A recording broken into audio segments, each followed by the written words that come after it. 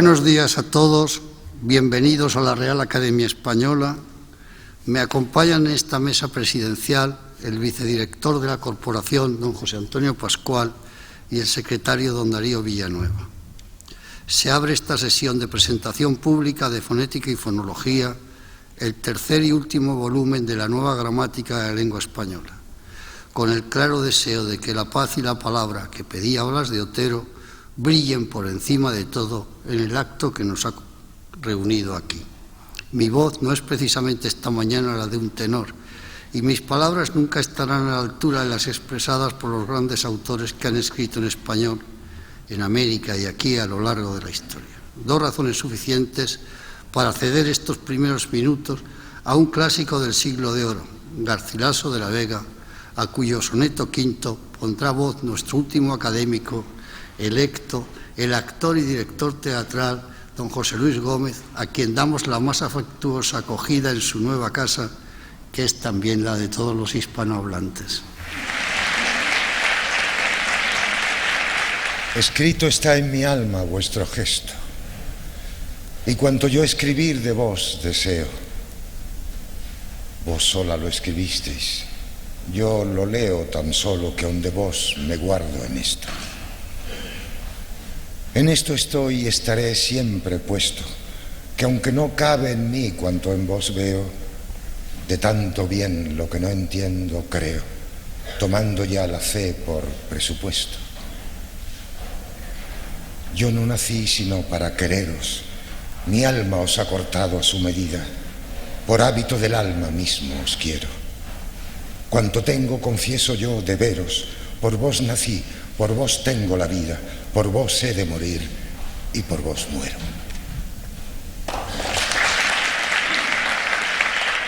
La pasión amorosa de Garcilaso es también necesaria para entender y comprender, para amar en definitiva, la lengua que hablamos y escribimos más de 400 millones. Lo sabía muy bien el gran lingüista colombiano Rufino José Cuervo, de quien conmemoramos este año el centenario de su muerte, y a cuyo recuerdo queremos dedicar el aula de conferencias que inauguraremos próximamente aquí en la Real Academia Española. Las palabras de don Rufino, siempre sabio, nos las va a recordar ahora don José Antonio Pascual, vicedirector de la Real Academia.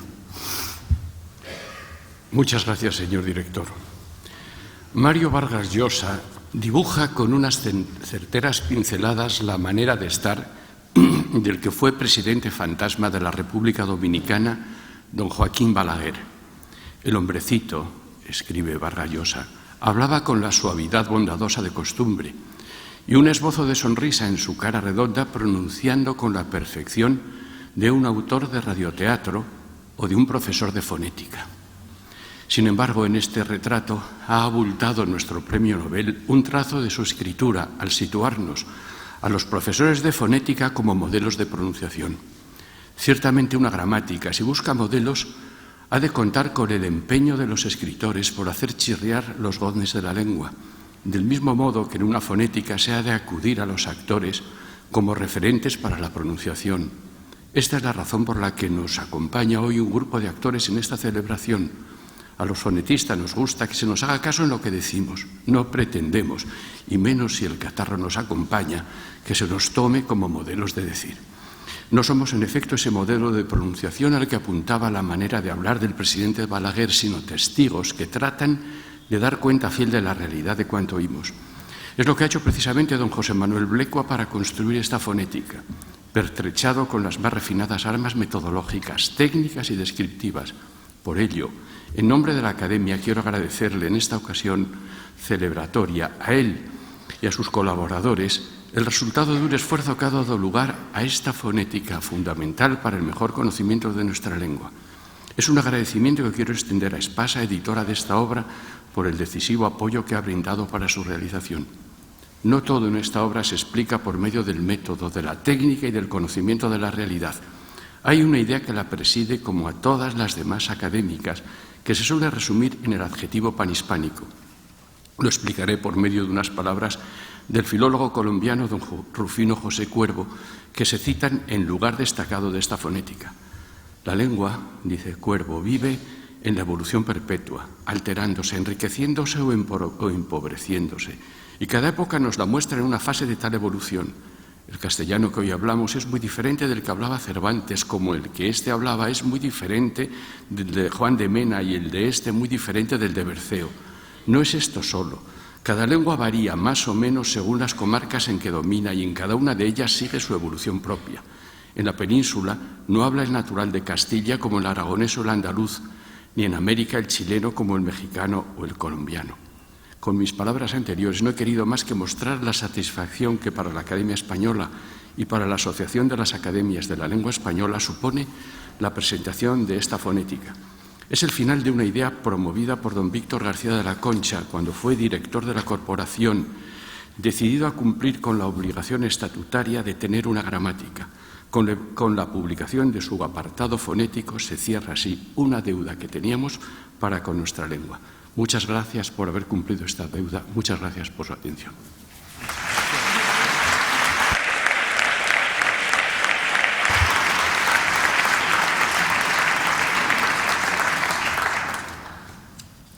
Don Antonio Machado, que como saben ustedes fue miembro electo de esta casa, aunque lamentablemente no llegó a leer su discurso de ingreso ni a ocupar por tanto su silla V mayúscula, aconsejaba pararse a distinguir las voces de los ecos. A las distinguidas voces que estamos escuchando en este acto se sumará ahora la de la actriz doña Marisa Paredes, quien nos leerá un poema del nicaragüense Rubén Darío titulado Lo Fatal.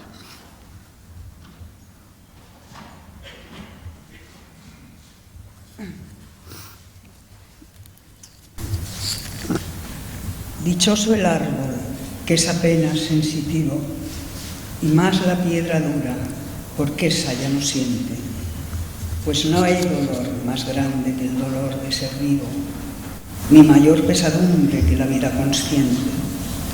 Ser y no saber nada, y ser sin rumbo cierto, y el temor de haber sido y un futuro terror, y el espanto seguro de estar mañana muerto, y sufrir por la vida y por la sombra y por lo que no conocemos y apenas sospechamos, y la carne que tienta con sus frescos racimos y la tumba que aguarda con sus fúnebres ramos, y no saber a dónde vamos ni de dónde venimos.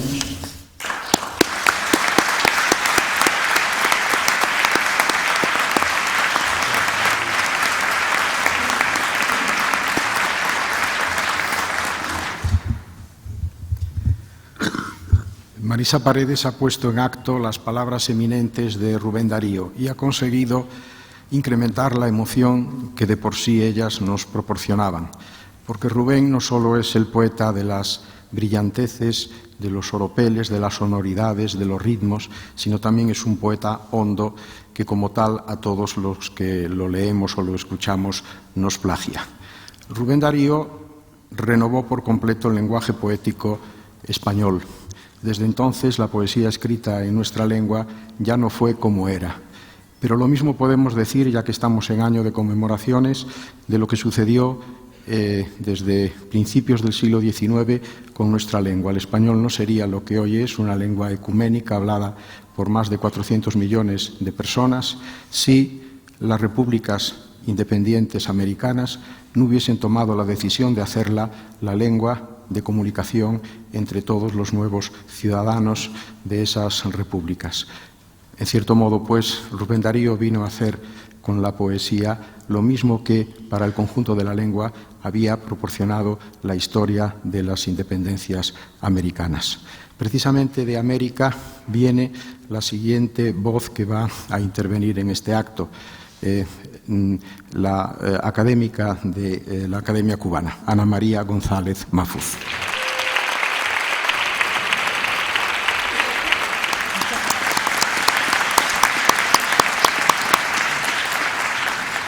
Muchas gracias, don Darío Villanueva.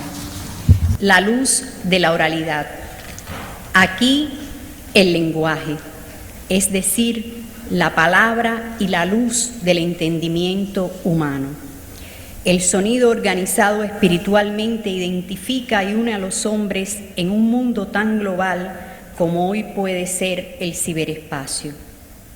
Era entonces y es ahora mismo esa plaza mayor donde se entrecruzan los voceos de mercaderes y juglares en la extraordinaria Torre de Babel. Hablar era la luz entre las sombras de la ignorancia. Era y es el no animal. Era y es lo humano. Ese espacio de relación, sociabilidad y comunicación que llamamos lenguaje. Y el lenguaje en su oralidad viajó desde los tiempos más primitivos, Babilonia, Egipto, Roma, y viajó de España a América.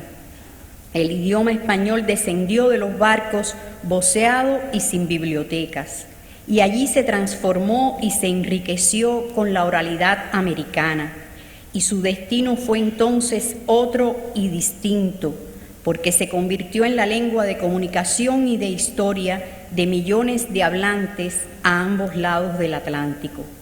Y hoy, tanto en España como en América, la memoria cultural de nuestros pueblos encuentra en las palabras que compartimos o que nos distinguen, en los testimonios de la oralidad y, por supuesto, de la escritura, el escenario vivo de nuestras realidades y de nuestros sueños. Las palabras nos anuncian los imaginarios de la muerte, la injusticia y la violencia, pero también nos definen la amistad, la esperanza, la solidaridad y la paz. Y así, en la riqueza de su diversidad, con el testimonio de hispanohablantes de 20 países, el estudio de los sonidos que hoy se presenta, tanto en su aspecto teórico como en su aplicación práctica, quiere contribuir a recordarnos la urgente necesidad de recuperar definitivamente en el ámbito de la enseñanza de la lengua el estudio de la expresión oral, que parte del conocimiento que se tenga de los sonidos y su estructuración. Y quiere también dejar constancia de la importancia de las nuevas tecnologías para profundizar en el conocimiento, el sentido y la organización de los sonidos. Ahí están las palabras y sus sonidos, iguales y diferentes. Como otros escritores españoles e hispanoamericanos, encontramos en el poeta Nicolás Guillén una sensibilidad especial para la palabra y su forma oral. Al ejemplificar su ideal de pregonero artista, narra que en un día escuchó a un viejo vendedor de helados pregonar mientras parecía dormitar reclinado en un canto luminoso. Decía el pregón: casera, llevo crema de chocolate para que duerma la niña, helado de mamey y piña y mantecao de aguacate. Cuando Guillén, intrigadísimo, pidió al pregonero un helado de mantecado de aguacate, el vendedor le dijo riéndose que no había un helado así. Guillén, entonces molesto, le preguntó por qué pregonaba un manjar inexistente y recibió esta digna respuesta del artista: pues mire a ver, porque me hace falta para el canto. ¿No comprende que tengo que buscar algo que pegue con chocolate? Solo un escuchador enamorado del lenguaje es capaz de recordar tales matices, porque el texto verdaderamente humano no abandona nunca su iniciática voz, que es la luz de la oralidad. Muchas gracias.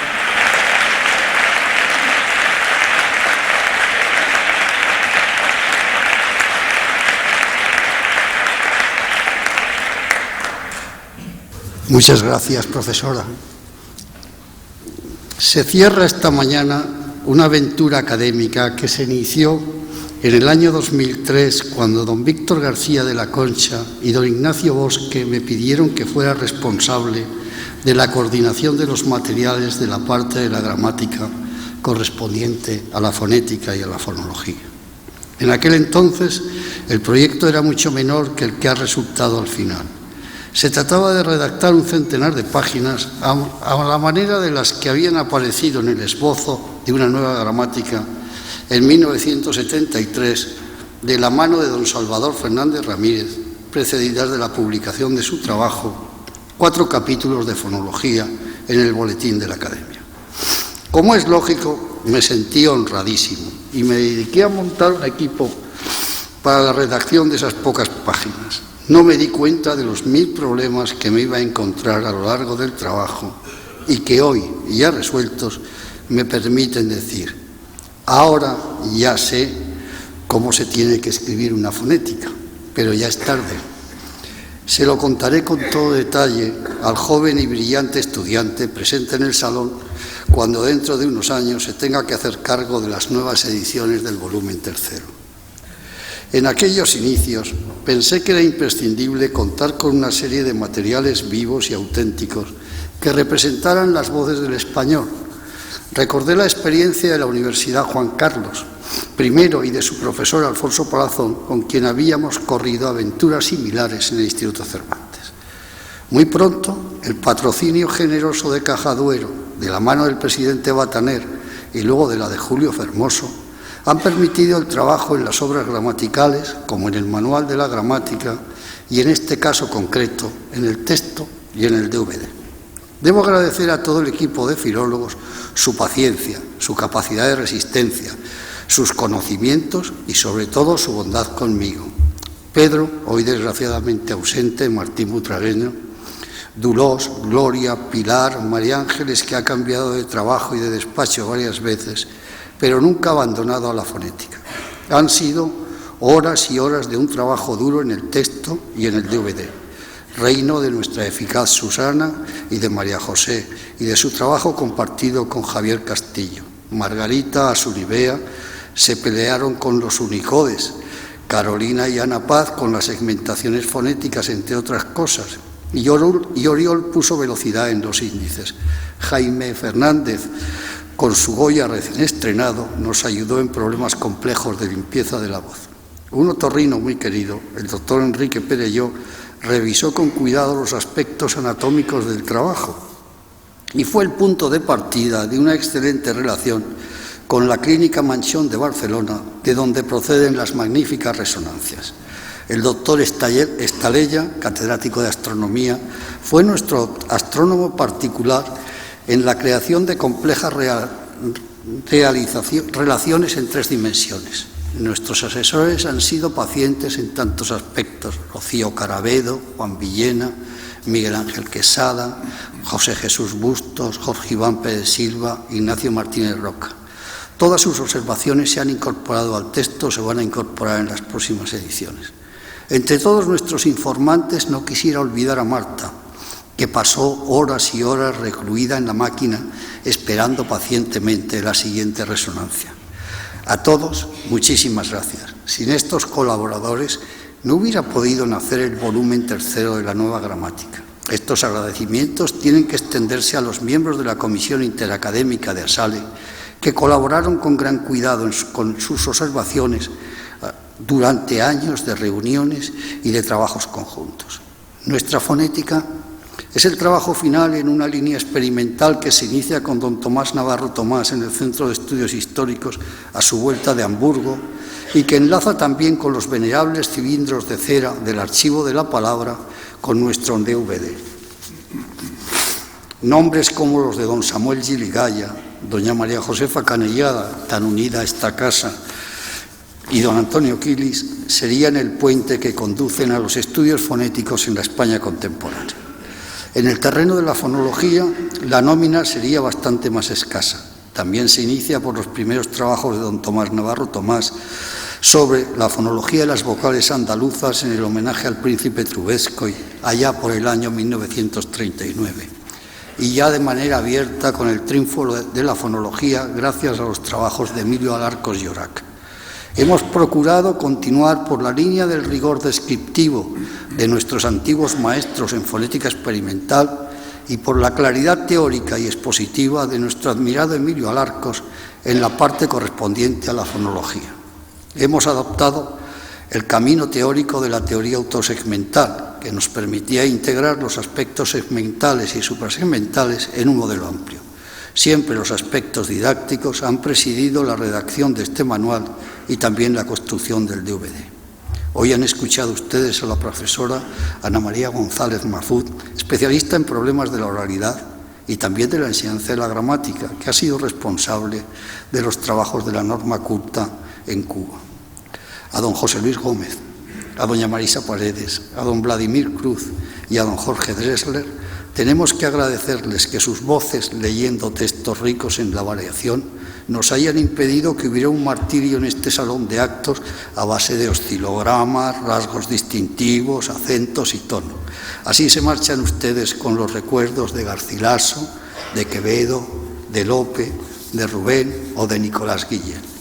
Por último, nuestro agradecimiento a Espasa, que ha puesto todos sus esfuerzos en la publicación de la nueva gramática, como les consta a ustedes por la publicación de los 2 volúmenes anteriores en el año 2009. En el caso del volumen tercero, los problemas han sido extraordinariamente complejos. El tipo Mercury elegido era incompatible con el alfabeto fonético internacional y hubo que transcribir toda la obra, ya casi acabada. La caja no correspondía con la idea primigenia, ni tampoco la extensión final del original, pues nos encontrábamos que teníamos como resultado de la fonética un folleto delgaducho y las vocales seguían siendo 5.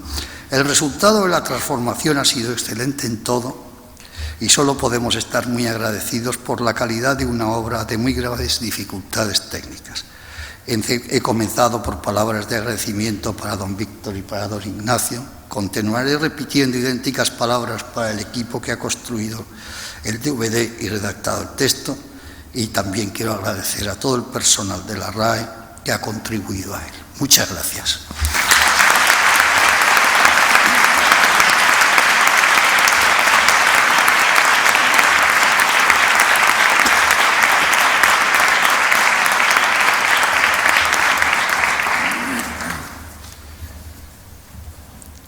Ahora vamos a volver, gracias a Dios, a los textos literarios. El primero de ellos nos llega desde el Cono Sur.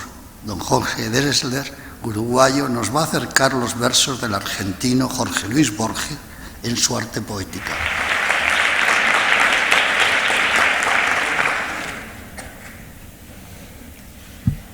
Mirar el río hecho de tiempo y agua y recordar que el tiempo es otro río. Saber que nos perdemos como el río y que los rostros pasan como el agua. Sentir que la vigilia es otro sueño que sueña no soñar y que la muerte que teme nuestra carne es esa muerte de cada noche que se llama sueño. Ver en el día o en el año un símbolo de los días del hombre y de sus años, convertir el ultraje de los años en música, en rumor, en un símbolo. Ver en la muerte el sueño, en el ocaso un triste oro, tal es la poesía, que es inmortal y pobre. La poesía vuelve como la aurora y el ocaso. A veces, en las tardes, una cara nos mira desde el fondo de un espejo. El arte debe ser como ese espejo que nos revela nuestra propia cara. Cuentan que Ulises, harto de prodigios, lloró de amor al divisar su Ítaca, verde y humilde. El arte es esa Ítaca de verde eternidad, no de prodigios. También es como el río interminable que pasa y queda y es cristal de uno mismo. Heráclito, inconstante, que es el mismo y es otro, como es el río interminable.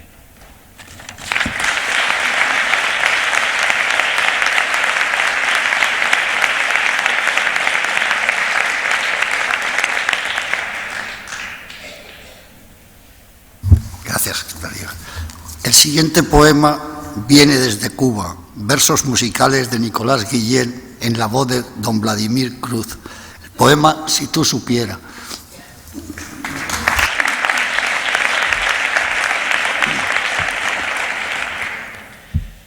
Ay, negra, si tú supieras, anoche te vi pasar y no quise que me viera. A él tú le harás como a mí, que cuando no tuve plata, te corriste de bachata sin acordarte de mí. Sóngoro, cosóngoro, songo ve, sóngoro, cosóngoro de mamey. Sóngoro, la negra baila bien, sóngoro de uno, sóngoro de tres. A él, vengan a ver, a él, vamos pa' ver. Vengan, sóngoro, cosongo, sóngoro, cosóngoro de mamey.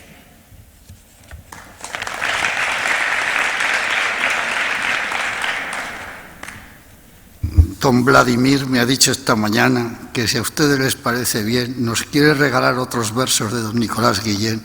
La propina se titula Mulata. Ya yo me enteré, mulata. Mulata, ya sé que dice que yo tengo la nariz como nudo de corbata. Y fíjate bien que tú no eres tan adelantada, porque tu boca es bien grande y tú pasas colorada.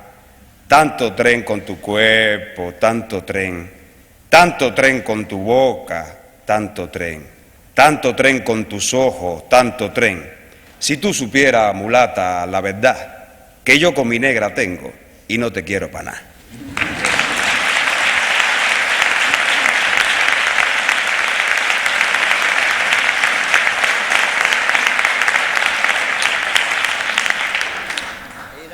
Eran 3 poemas con propina. El tercero fue escrito en la España del siglo de oro. Es uno de los más conocidos de don Francisco de Quevedo, interpretado nuevamente por don José Luis Gómez. Se trata del poema Amor constante más allá de la muerte.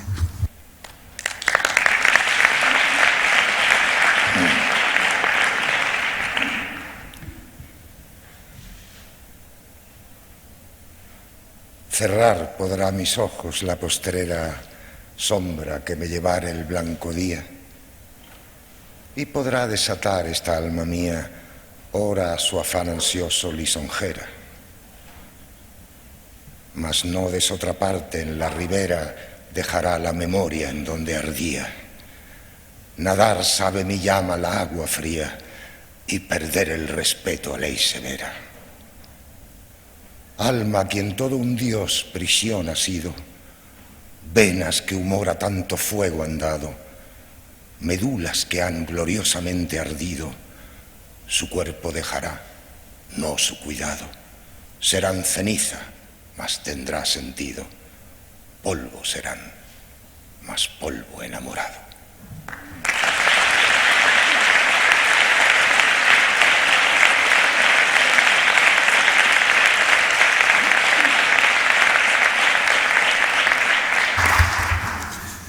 Si algunos de ustedes, los más jóvenes, echan las cuentas, verán que el último terceto solo ocupa 39 caracteres y por lo tanto cabría más que holgadamente en un tuit cuyo límite está, lo saben mejor que yo, en 140.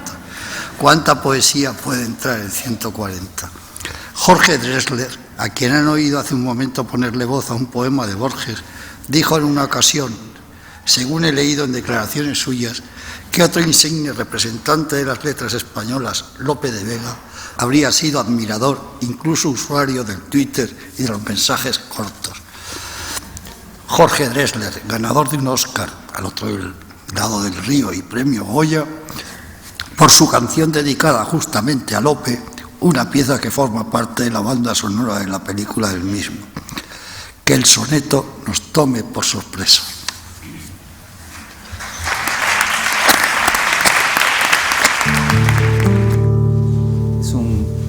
Es un gusto traer una guitarra a esta casa. Muchas gracias por la invitación. Luego es una temeridad escribir un soneto para una película que trata sobre Lope de Vega, pero bueno, disculparán el impulso.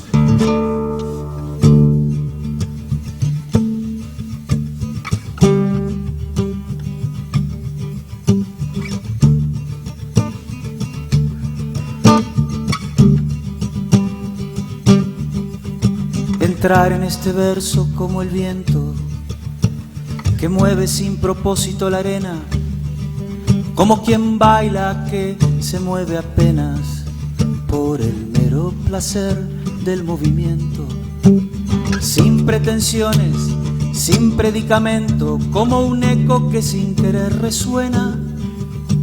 Dejar que cada sílaba en la oncena encuentre su lugar y su momento, que el soneto nos tome por sorpresa, como si fuera un hecho consumado, como nos toman los rompecabezas, que sin saberlo nacen ensamblados. Así el amor,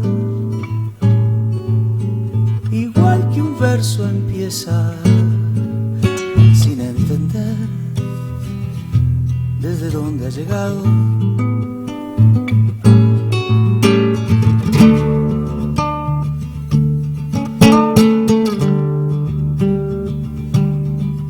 Entrar en este verso como el viento que mueve sin propósito la arena, como quien baila que se mueve apenas por el mero placer del movimiento, sin pretensiones, sin predicamento, como un eco que sin querer resuena. Dejar que cada sílaba en la oncena encuentre su lugar y su momento, y que el soneto nos tome por sorpresa, como si fuera un hecho consumado, como nos toman los rompecabezas, que sin saberlo nacen ensamblados. Así el amor, igual que un verso, empieza sin entender desde dónde ha llegado, sin entender desde dónde ha llegado.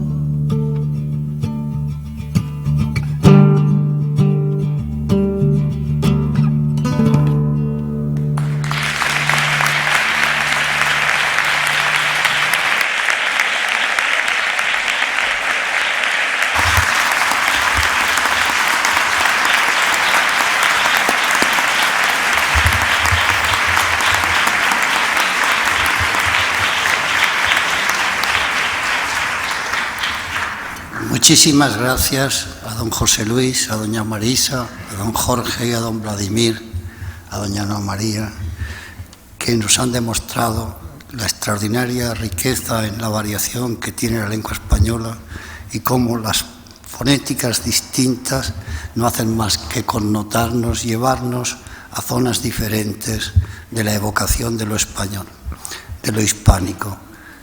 Les agradezco muchísimo su colaboración.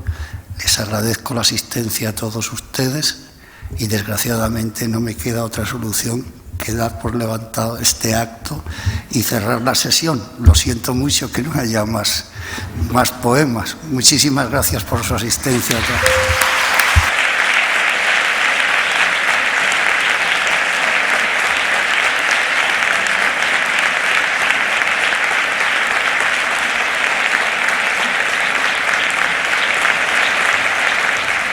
Se levanta la sesión.